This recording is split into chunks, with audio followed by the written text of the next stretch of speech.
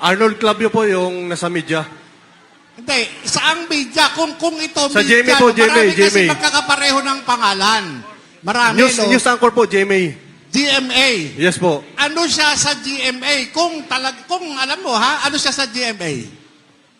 Anchor po. Anchor. Ibig sabihin, kung Anchor, may programa. Yes po. Ano yung alam mong programa na pinag-aangkoran niya? Genuine News po, tsaka pangalan niya po Igan. Kasi kilala ko po siya. Matagal ko po na siya nakikita sa TV. Okay.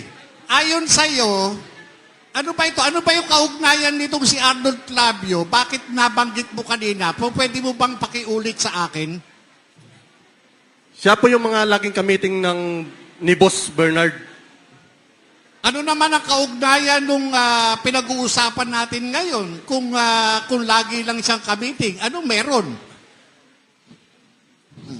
Yun po yung mga meeting nila na yan, ay mga, siguro may mga paabot si Boss B kasi minsan narinig ko, may mga pahabol siya ng mga balita.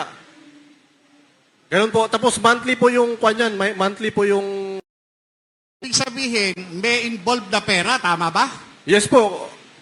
May involved na pera. Gaanong karaming pera? Maliit lang po, paper bag. Paper bag. Yes Yung po. paper bag, gaanong karami ang laman? Ang nagbibilang po niya is yung kapatid ni Bernard Peralta na si Ariel Peralta. Ako po yung driver niyan kasi maaga pa po. Ang maaga po yung meeting lang palagi. Mga 7 or 6, ganon. Okay. Yun lang. Maraming salamat. Thank you po.